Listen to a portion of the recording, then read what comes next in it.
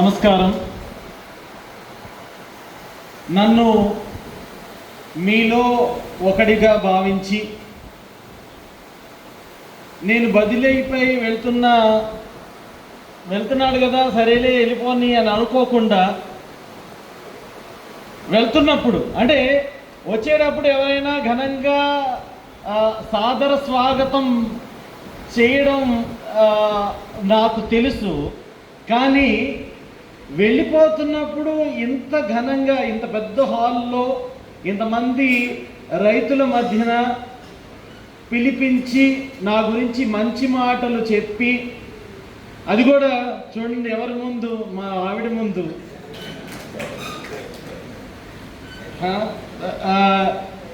ఇది నిజంగా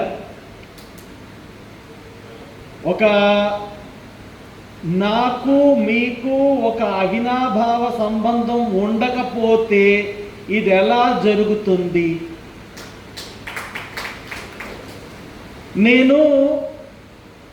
ఈరోజు నేను ఒక్కడే రాలేదు, మీ అమ్మాయిని తీసుకొచ్చాను. మీ అమ్మాయి అంటే మీ కూతుర్ని.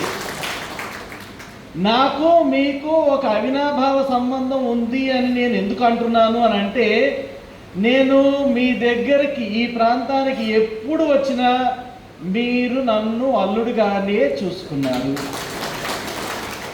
అల్లుడుగా చూసుకోవడం అంటే ఏం చేస్తారు?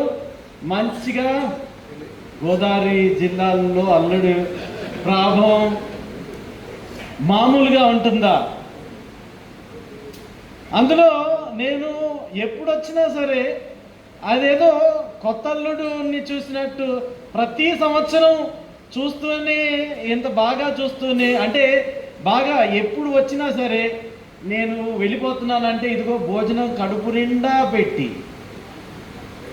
నా కారు నిండా శాలువాలు పెట్టి, వెనకాల పూలమాలలు పెట్టి, ఆ తర్వాత ఇక్కడి నుంచి తీసుకెళ్తుంటే ఇంట్లో అవన్నీ వాటిని ఏం చేసుకోవాలో తెలియదు, నేను ఎందుకు తీసుకొస్తున్నానో కూడా తెలియదు, ఇంట్లో వాళ్ళకు కూడా తెలియదు. కానీ అభిమానం అంటే అలా ఉంటుంది అని చవి చూపించిన మీ అందరికీ చేతులెత్తి నమస్కరించడం చేయడం తప్పితే నేనేం చేస్తాను? సో వాస్తవంగా ఈరోజు మీ అమ్మాయిని నేను ఇందాక కోయిలగూడెం నుంచి వస్తున్నప్పుడు, మనకి ఈ ప్లేస్కి వస్తున్నప్పుడు మనకు తెలిసిందే ఏంటి, అటు ఇటు మన పైర్లు ఉంటాయి. నేను అనుకున్నాను ఇదిగో ఆవిడెప్పుడు పొగాకు చూడలేదు, బార్నీలు ఎప్పుడు చూడలేదు, దూరంగా కనిపిస్తున్న బారన్ని చూపించాను ఒకటి, తర్వాత పంటను చూపించాను. పంటను చూపించినప్పుడు ఆవిడేమందో ఆవిడ్ని అడుగుదాం, ఏమందో ఆవిడ్ని అడుగుదాం. ఏమన్నా చెప్పు.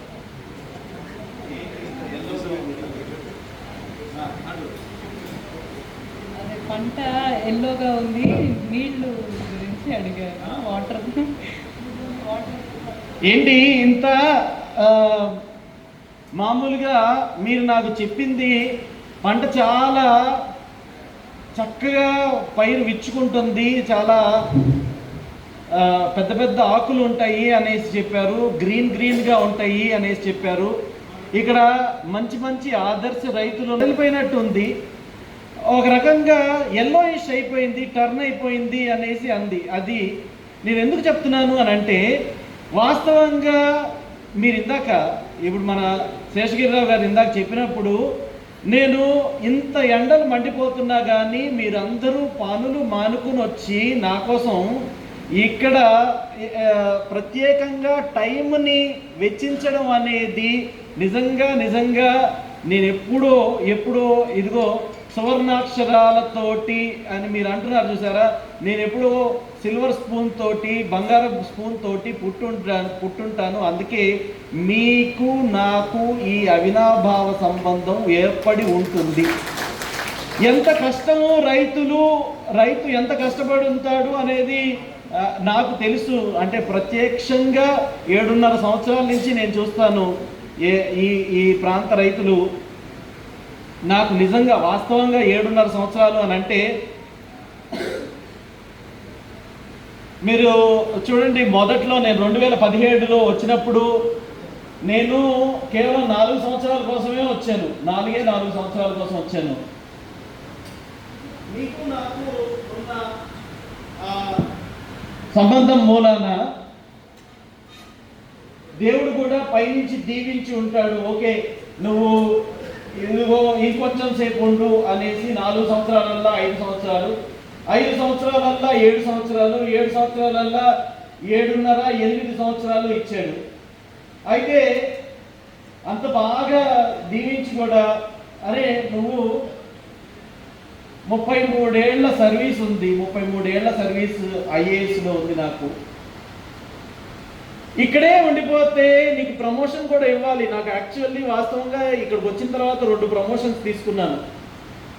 ఈ ప్రమోషన్స్ తీసుకున్న తర్వాత నా ఈ పొజిషన్, ఈ ఎగ్జిక్యూటివ్ డైరెక్టర్ లేకపోతే ఈడీ అని మనం అనుకుంటాం, ఈడీ పోస్టు నేను తీసుకున్న ప్రమోషన్ కంటే చాలా చిన్నది.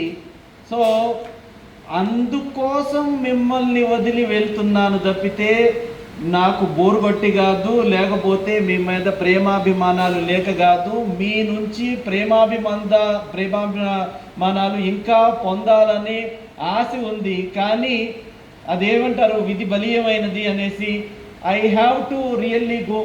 అయితే నేను చూసుకున్నాను 33 సంవత్సరాల్లో 7.5 సంవత్సరాలు అని అంటే చాలా చాలా ఎక్కువ పీరియడ్. ఎంత ఎక్కువ పీరియడ్ అంటే నేను మీకు చెప్తాను. నేను ఇక్కడికి రాకముందు ఉత్తరాఖండ్లో పనిచేశాను. నాకంటే ఆవిడికి బాగా తెలుసు. ఉత్తరాఖండ్లో పనిచేసినప్పుడు నేను 11 రోజుల్లో ట్రాన్స్ఫర్ అయిన సందర్భాలు ఉన్నాయి, 17 రోజుల్లో ట్రాన్స్ఫర్ అయిన సందర్భాలు ఉన్నాయి, 2 నెలల్లో ట్రాన్స్ఫర్ అయిన సందర్భాలు ఉన్నాయి. అంటే నేను ఇక్కడ 7.5 సంవత్సరాలు ఇక్కడ సంతోషంగా ఉన్నాను. కానీ అంతకు ముందు 9 సంవత్సరాల్లో 16 ట్రాన్స్ఫర్లు తీసుకున్నా. నేను ఎప్పుడూ అనుకోలే నేను ఇక్కడ బాగుంటాను అనేసి. కానీ మీరు చూపించిన ప్రేమాభిమానాలను ఇదిగోండి నేను మళ్ళీ వ్యక్తపరచి ఇదిగో మీ వాడినే అని చెప్పడానికి మాత్రమే మీ ముందుకు వచ్చాను ఈ రోజున. నాకు ఇది నిజంగా ఒక ఫ్యామిలీ లాగానే ఉంది కాబట్టి నేను ఇంట్లో ఎలా మాట్లాడతానో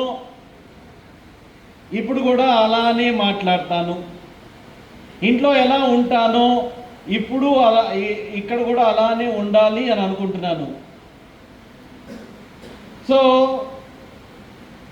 వాస్తవంగా వెళ్ళిపోవడం, ఇక్కడి నుంచి వదిలి వెళ్ళిపోవడం నాకు కూడా బాధాకరమైన విషయం.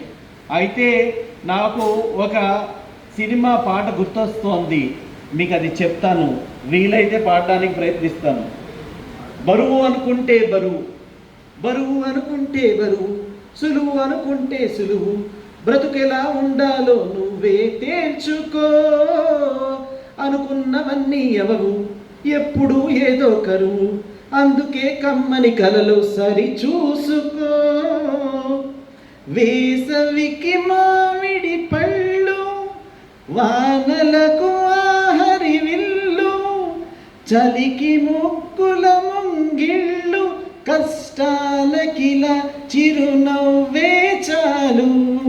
చెదైనా కానీ ఇష్టంగానే తింటున్నామంటే అదే ఉగాదని అంటాం. ఏ కష్టాలైనా వచ్చే పోయే చుట్టాలే అయితే సదా సుఖాలతో ఉంటాం. బరువు అనుకుంటే బరువు, సులువు అనుకుంటే సులువు. మనము ఈ బ్రతుకుని ఎలా ఉండాలో మనమే తేల్చుకోవాలి. నాకు ఇది చెప్పినప్పుడు నా అదృష్టమో ఏమో, నేను మొదటిసారి ఎన్ఎల్ఎస్ వస్తున్నప్పుడు నేను ఇంటర్నెట్లో ఒక స్టోరీ చదివాను. ఆ స్టోరీ నాకు ఎప్పుడూ గుర్తుంటుంది. రైతులతో ప్రవర్తించవలసిన తీరు ఇది అని నాకు ఎప్పుడూ గుర్తుంటుంది. ఆ స్టోరీ మీకు చెప్తాను. మనకి టైం ఉందా?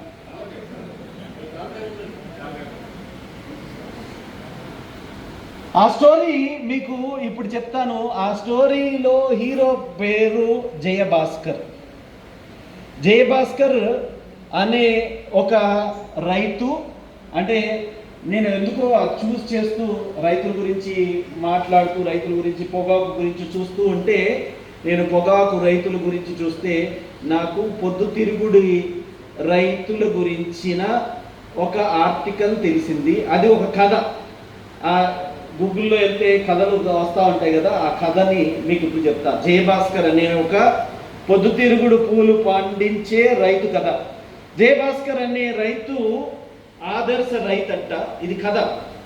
ఆదర్శ రైతు. అతనికి ఎన్నో వ్యయ ప్రయాసలు కోర్చి మంచి సేద్యం చేస్తున్నాడు. అతను మంచి సేద్యం చేస్తున్నప్పుడు, మనలాగానే మంచి సేద్యం చేస్తున్నప్పుడు అతనికి మంచి మంచి అవార్డులు, రివార్డులు వచ్చాయి. మనకు ఎలా అయితే అవార్డ్స్ వస్తాయో అవార్డ్స్ వచ్చాయి. ఆ అవార్డ్స్ వచ్చినందుకు గాను, నేషనల్ అవార్డ్స్ వచ్చినందుకు గాను అతనిని ఇంటర్వ్యూ చేయడానికి ఒక విలేకరు వచ్చాడు. విలేకరు వచ్చి మన ఊళ్ళల్లో లాగానే మన ఒక రావి చెట్టు కిందో లేకపోతే అందరూ గుమిగూడే చోటో ఆగాడు. బస్సు దిగి ఈ ఫలానా జయభాస్కర్ అనే వ్యక్తి ఎక్కడ ఉంటాడు అనేసి అడిగాడు. జయభాస్కర్ అనే వ్యక్తి ఎక్కడ ఉంటాడు అని అంటే, మీకు ఇందాక నేను సీతమ్మ వాకిట్లో సిరిమెల్ల చెట్టు అనే సినిమాలో పాటను పాడాను. కావాలంటే తర్వాత మళ్ళీ ఇంకోసారి పాడతాను. కానీ సీతమ్మ వాకిట్లో సిరిమెల్ల చెట్టు నాకు ఎందుకు వెంటనే గుర్తొచ్చింది అని అంటే, ఇది బరువు అనుకుంటే బరువు అనేది. ఈ సీతమ్మ వాకిట్లో సిరిమెల్ల చెట్టు అనే సినిమాలో హీరో ప్రకాష్ రాజ్ ఉంటారు. ఎలా ఉంటారు అని అంటే, నేను ఇంతవరకు ఎప్పుడు చెప్పలేదు. నాకు రెడ్డి బాబు గారిని చూస్తే కరెక్ట్గా అలానే కనిపిస్తారు.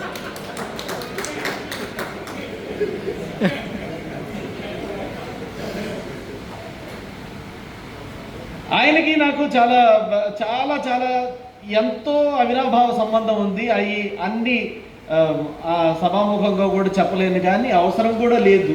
ఇప్పుడు నేను వెళ్ళిపోతున్నాను కదా, ఉంటే అప్పుడు సరే ఉంది. సరే, విషయం చెప్తా.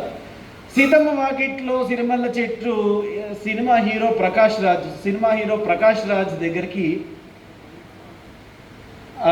వారి గురించి అడిగితే, ఎవరో కారు ఆపి పెళ్లి సంబంధం గురించి ప్రకాష్ రాజ్ గారు ఎక్కడున్నారు అని అడిగితే, మేము తీసుకెళ్తాం అనేసి చాలా మంది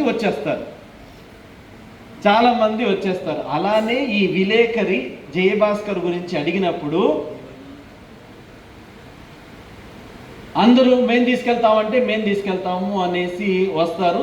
చివరికి ఒకడిని తీసుకెళ్ళమని బండి వెనకాల కూర్చోబెట్టుకొని, బండి వెనకాల విలేకరి ఉంటాడు, ముందు ఒక రైతు ఉంటాడు. మామూలుగా అది పొద్దుతిరుగుడు పూలు పండించే ప్రాంతము.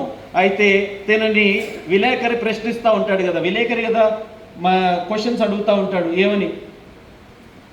ఏమయ్యా, ఎందుకు జయభాస్కర్ అంటే మీకు అంత ఇష్టం? ఎందుకు జయభాస్కర్లో ప్రత్యేకత ఏంటి అని అంటే, జయభాస్కర్ చాలా మంచోడండి.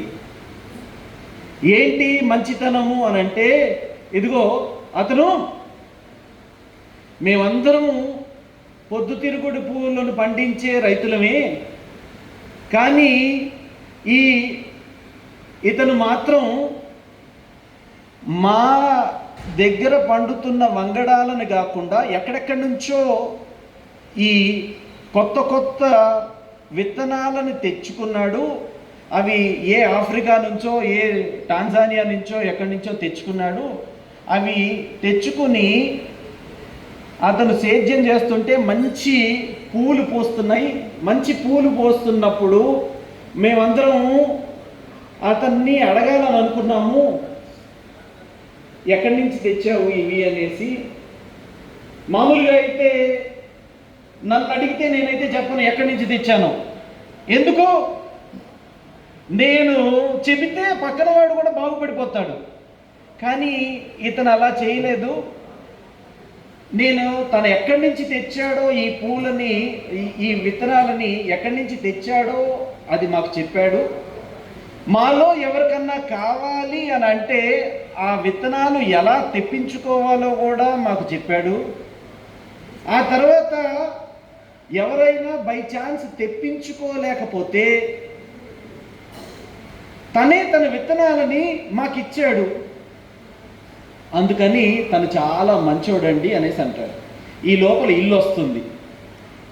ఇల్లు వచ్చిన తర్వాత ఈ విలేకరి జయభాస్కర్ని అడుగుతాడు, ఏమయ్యా నువ్వు చాలా కష్టపడి ఈ విత్తనాలను తెచ్చుకున్నావు కదా, ఇప్పుడు నువ్వు ఎంతో డబ్బులు ఖర్చు పెట్టి తెచ్చుకున్నావు కదా, ఏయో దేశాల పేర్లు చెప్తున్నారు, అక్కడి నుంచి తెచ్చుకోవాలంటే నీకు చాలా ఇబ్బంది అయి ఉంటుంది కదా, మరి అది ఊరికే ఎందుకు ఇచ్చేసావు అని అంటే తను చెప్పే ఆన్సరు, నాకు నేను ఆలోచించే తీరునే మార్చేసింది, బహుశా అది మనందరికీ అవసరం, అందుకని ఇప్పుడు చెప్తున్నాను. నేను బాగున్నాను సరే, నా పక్కన వాడు బాగుంటే నేను బాగోకుండా ఉండినట్లు కాదు కదా. నేను బాగున్నాను సరే, నా పక్కన వాడు కూడా బాగుంటే నేనేదో చెడిపోయినట్టు కాదు కదా, వాడు కూడా బాగుపడతాడు. సో సరే ఇదంతా బాగుంది, కానీ మీరు చెబుతున్నది నాకు సరిగ్గా అర్థం కావడం లేదు. నిజంగా చెప్పండి, ఎందుకోసం పక్కన వాళ్ళని మీరు ప్రోత్సహించారు అని అంటే జయభాస్కర్ చెప్తాడు, ఏమండి ఇది పొద్దుతిరుగుడు పూలు పండించే ప్రాంతం కదా, నేను మాత్రమే మంచి విత్తనాలు వేస్తే, నా చేలో మాత్రమే మంచి పూలు పూస్తే, పక్కన వాడి చేలో నాసిరకం పూలు గనక పూస్తే, అక్కడ నుంచి పక్కన వాడి పొలం తాలూకు నాసిరకం పుప్పొడి రేణువులు నా మంచి పొలాన్ని కూడా చెడగొడతాయి. నేను ఎంతో కష్టపడి తెప్పించుకున్న ఈ విత్తనాలు మళ్ళీ ఇంకోసారి సంవత్సరం తెప్పించుకోవాలి. అలా కాకుండా ఈ పుప్పొడి రేణువులు దేని ద్వారా వస్తాయి? మన తేనెటీగల ద్వారాను, మన గాలి ద్వారాను వస్తాయి. నేను నా చేనుకు దడిగొట్టేసుకోవాలా? నేను చాలా బాగుండాలి అని అనుకుని నా చేనుకు దడిగొట్టేసుకోవాలా? దానికంటే ఈజీగా ఏంటి, పక్కన వాడికి కూడా మంచి విత్తనాలను ఇస్తే వాడి తాలూకు పుప్పొడి రేణువులు కూడా నాకు మంచిగా వస్తాయి. కాబట్టి నేను ఇంకోసారి ఎక్కువ ప్రయాస చేయనవసరం లేదు. మనం కూడా ఈ సంకుచితత్వంగా ఆలోచించకపోతే మన ప్రపంచమంతా మనదే.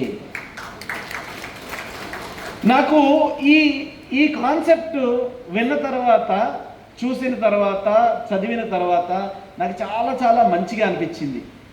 కరెక్ట్గా కొన్ని రోజుల్లో మీరు కూడా, అంటే ఎన్ఎల్ఎస్ రైతులు కూడా అలానే ప్రవర్తించారు. ఎక్కడ నేను మనకి ఈ వడగండ్ల వాన వచ్చిన సందర్భం నేను ఇప్పటికీ గుర్తు తెచ్చుకుంటాను.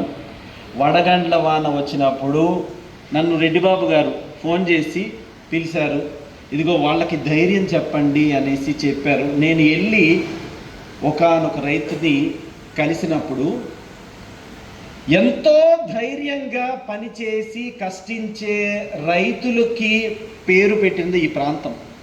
ఎంతో ధైర్యంగా ఉన్న రైతు, అతను మొత్తం కోల్పోయి నాతో చెప్పాడు, సార్ నాకు ఏమీ మిగలదు, ఇంకా నేను ఆత్మహత్య చేసుకోవాలి. నాకు నిజంగా నాకున్న ఈ పదవి మీరందరూ గుండెల్లో పెట్టుకుంటున్నారు, నేనేమీ చేయలేకపోతున్నాను. నేను అప్పుడు మన ముఖ్యమైన నేతలందరితోటి, ఈ రైతు నాయకులందరితోటి మాట్లాడాను. ఏమండి, ఏమీ అనుకోవద్దు, నాకు వీళ్ళకి ఏదైనా సహాయం చేయాలని ఉంది, నేను గవర్నమెంట్కి రాస్తాను, గవర్నమెంట్ నుంచి కృషి చేస్తాను, నేను ట్రేడ్తో మాట్లాడతాను, ట్రేడ్ నుంచి మాట్లాడతాను, కానీ ముందు మనకి మనం సహాయం చేసుకుందాం. పక్కవాడు బాగుంటేనే మనం కూడా బాగుంటారు అనేసి చెప్పాను. నేను చెప్పకముందే వారే మీరందరూ కూడా ఇదిగో ట్రేడ్కి చెప్దాము అనేసి, నేను ట్రేడ్కి ఫోన్ చేస్తే ఇదిగో ఇస్తాము అదిగో ఇస్తాము అనేసి చాలా తాత్సారం చేశారు. నేను కొన్ని విషయాలు ఇక్కడ చెప్పకూడదు కానీ వెళ్ళిపోయేటప్పుడు చెప్పొచ్చు కాబట్టి చెప్తాను. ఆ విషయం గురించి నేను మినిస్ట్రీలో రాస్తే ఏమీ రెస్పాన్స్ లేదు. ఆ తర్వాత మీరందరూ సమిష్టిగా ఒకటయ్యి ఒక్కరి కోసం అందరూ, అందరి కోసం ఒక్కళ్ళు అన్నట్లు నేను లాస్ట్ ఆప్షన్స్ అయిపోయిన తర్వాత కూడా ఈ విషయాన్ని చెప్పాను. నాకు మీరంటే ఎందుకు ఇంత ఇష్టము అని అంటే, ఎవ్వరు కష్టంలో ఉన్నా మనం మన బాధ్యతని మర్చిపోకూడదు అని నిరూపించి చూపించి, రైతులంటే ఇదిగో ఫలానా ఎల్ఎన్ఎస్ రైతుల్లాగా సమిష్టిగా ఉండాలి అని చూపించిన రైతులు మీరు. I'm very very proud of you. నేను మీతో కలిసి 7.5 సంవత్సరాలు ప్రయాణం చేసినందుకు నాకు చాలా చాలా హ్యాపీగా ఉంది. సో ఇలాగే సిపిఏ రెసిడ్యూస్ అప్పుడు కూడా సిపిఎస్ వస్తున్నాయి అనేసి మంచిగా చాలా చాలా నేను చెప్పానో లేకపోతే నా మీద గౌరవంతో అంతకుముందు పోట్లాడడానికి వచ్చేసేవాళ్ళు మన రైతు నాయకులు. నేను వాళ్ళ పేర్లు చెప్పను, మనకి తెలుసు ఆ ఎందుకు అని అంటే కడుపు మండి. మీకు ఆల్టర్నేటివ్ అనేది ఇవ్వకపోతే, ఆల్టర్నేటివ్ నేను ఇదిగో ఇలా ఉండకూడదు అని చెప్తాను కానీ ఎలా ఉండాలో చెప్పకపోతే ఎలా ఉండాలో చెప్పి ఎలా ఉండకూడదో చెప్తే బాగుంటుంది. కానీ ఎలా ఉండకూడదో చెప్పి అందుకు నువ్వు గనక ఈ గాడి తప్పితే నేను దండిస్తాను అని చెప్పడం ఎంతవరకు సబబు? అందుకోసం నాకు అప్పుడు కూడా సిపిఏ రెసిడ్యూస్ అప్పుడు కూడా నేను ఈ ట్రైన్ అడిగాను. మనం అడిగినట్లు వాళ్ళు 2 సంవత్సరాలు 3 సంవత్సరాలు నీట్గా పని చేసుకుంటున్నారు కదా, మరి వాళ్ళకి సమిష్టిగా కృషి చేసినందుకు ఏవైతే మంచి మంచి విలేజెస్, సిపిఏ రెసిడ్యూస్ 0 వచ్చిన విలేజెస్, జీరో అంటే 0 ట్రేసెస్ కూడా కాదు, పాయింట్ ట్రేసెస్ కూడా కాదు, 0 వచ్చిన విలేజెస్కి మనం ఏదైనా చేయాలి అని అంటే అబ్బో ఏముందండి చేసేద్దాం అనేసి అంటారు. ఒక్కళ్ళు కూడా ఇంతవరకు ముందుకు రాలే. 5 సంవత్సరాలు ఎందుకు చూస్తున్నాను. ఎవరు సహాయం చేశారు అని అంటే మనకి మనమే సహాయం చేసుకున్నాం. నాకు అందుకని మీరంటే ఇష్టం, రైతులంటే ప్రాణం. నేను కూడా ఒక రైతు కుటుంబానికి సంబంధించిన వాడిని. సో ఇప్పుడు ఈ ధైర్యంగా ఉండడం అనే విషయాన్ని నేను ఎప్పుడు ఇక నుంచి ఎక్కడికి వెళ్ళినా ఈ ప్రస్తావన చేస్తాను.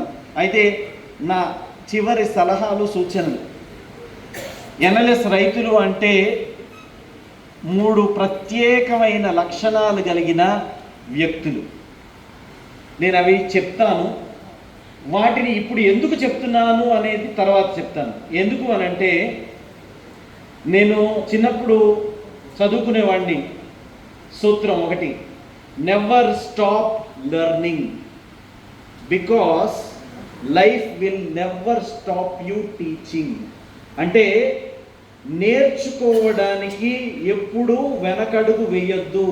జీవితం మనకి ఎప్పటికప్పుడు ఏదో ఒక విషయం నేర్పుతూనే ఉంటుంది.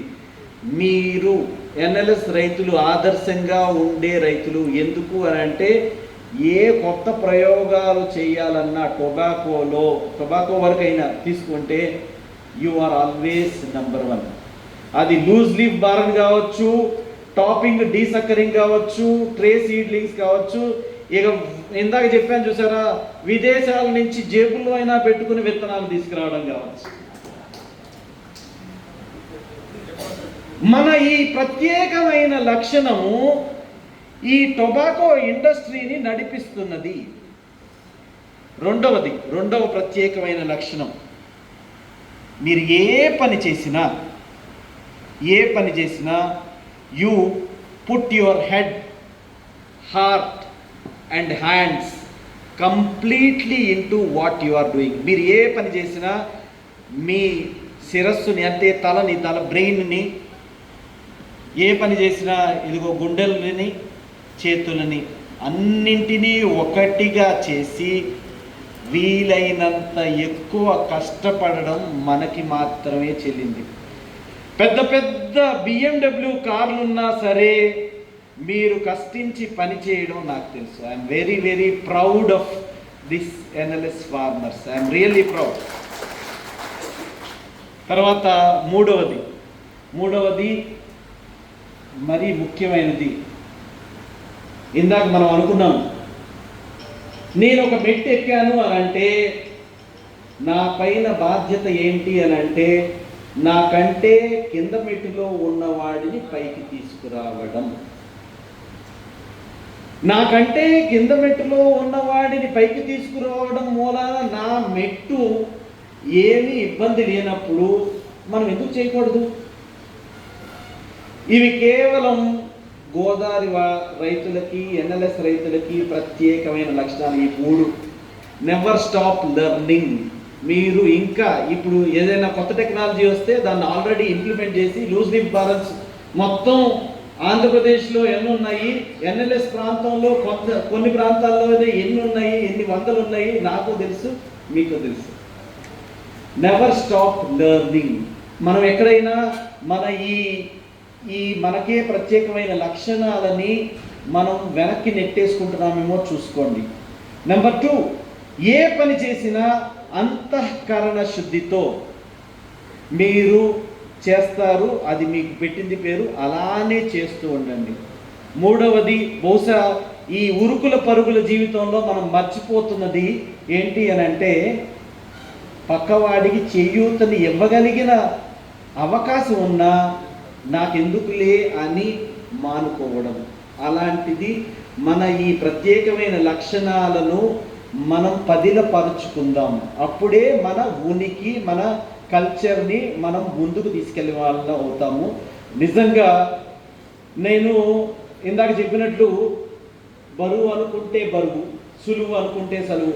ఇదిగో నాకు వాస్తవంగా వెళ్ళాలని లేకపోయినా వెళ్ళవలసి వస్తోంది. వెళ్ళిపోతున్నాననేసి మీరు అన్యథా భావించొద్దు.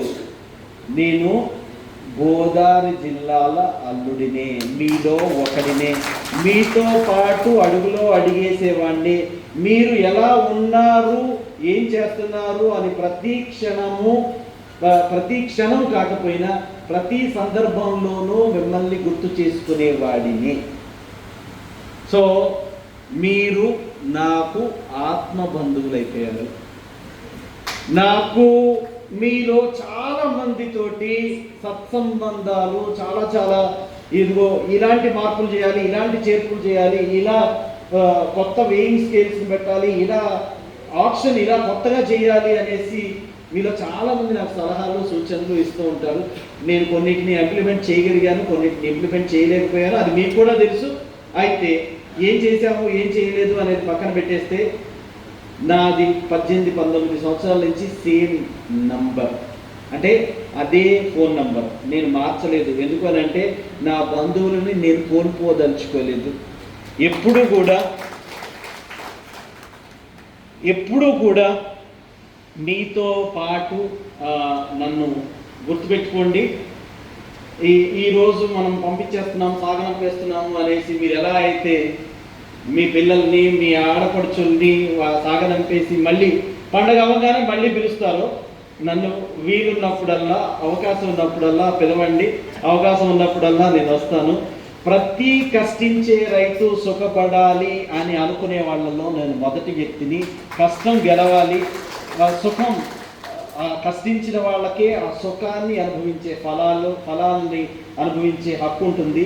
మీరు ఎంత కష్టపడితే అంత ఎక్కువ సంతోషంగా ఉంటారు.